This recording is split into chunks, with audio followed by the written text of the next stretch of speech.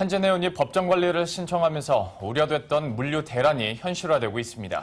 전 세계 곳곳에서 배가 압류당하거나 입항이 거부당하고 있습니다. 자세한 내용은 산업부 염현석 기자와 이야기 나눠보겠습니다. 예, 방금 전에도 얘기를 했습니다마는 한진해운이 이제 법정 관리를 신청했죠. 네. 이 소식부터 자세하게 설명을 해주시죠. 네, 한진해운 이사회가 조양호 회장이 참석하지 않은 가운데 오늘 오전 열렸습니다. 2시간가량 설전 끝에 법정 관리를 하기로 최종 결론이 났고 오후 4시쯤 이제 서울지방법원에 법정 관리를 신청했습니다.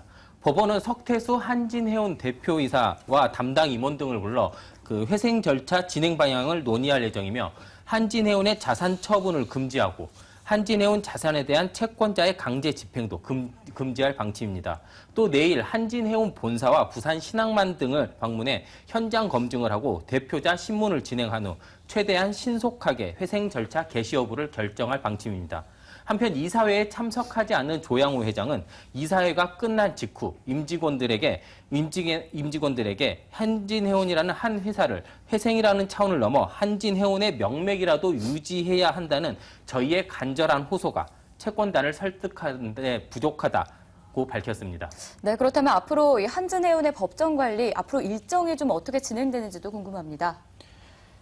네, 한진해운이 법원에 법정 관리를 신청하면서 모든 채권과 채무는 동결이 됐습니다. 이와 함께 법정 관리 개시 여부가 결정이 될 때까지 한진해운 주식 역시 거래 정지가 됩니다. 통상 법원이 법정 관리 개시 여부를 판단하기까지는 3개월 정도가 걸립니다. 이때 법원이 한진해운이 살아날 가능성이 높다라고 판단을 하며 법정 관리를 개시하고 채무를 조정하기 시작합니다. 이때 채무는 부채를 갚을 수 있는 수준으로 강제적으로 낮춰줍니다. 네. 주식도 이때부터 다시 거래를 할 수 있습니다. 반대로 살아날 가능성이 없다고 판단이 되면 소위 이제 빚잔치라고 하죠. 이제 자산을 모두 처분해 배분을 하고 주식도 관련 절차를 밟아 상장 폐지됩니다. 하지만 업계에서는 한진해운이 이미 소위 이제 돈 되는 자산을 전부 다 팔아버린 만큼 이제 법정 관리 신청은 곧 파산이라고 분석하고 있습니다. 네. 이제 더 큰 문제는 세계 7위의 컨테이너사인 한진해운이 보유한 컨테이너가 일시에 모두 흐름이 정지할 수 있다는 겁니다. 이미 한진해운 선박이 싱가포르에서 가압류가 된 상황이고요. 중국과 스페인 등에서는 입항이 거부되고 있습니다. 또 일부 선주들은 연체된 유류비 등을 이유로 운항을 거부하고 있습니다. 예.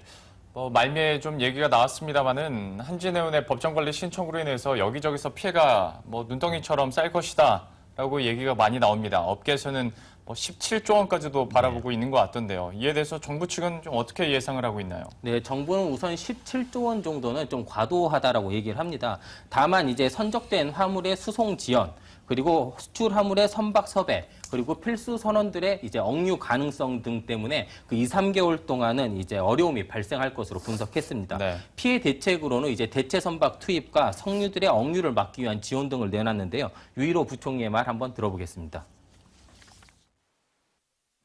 정부는 예상되는 해운 항만 피해를 최소화하기 위해서 단기 비상수송 대책 등 모든 정책 수단을 동원하겠습니다.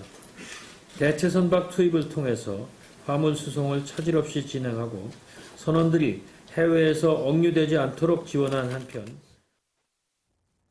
네, 또 산업은행 자회사가 된 현대상선을 통해 한진해운이 가지고 있는 우량 자산을 인수하겠다고도 덧붙였습니다. 하지만 이미 알짜 자산을 모두 팔아버린 만큼 실효성이 없을 것이라고 업계는 분석하고 있습니다. 네, 이렇게 해서 한진해운의 법정 관리와 관련해서 향후 전망까지 자세히 들여다봤습니다. 염현석 기자 수고했습니다. 네, 감사합니다.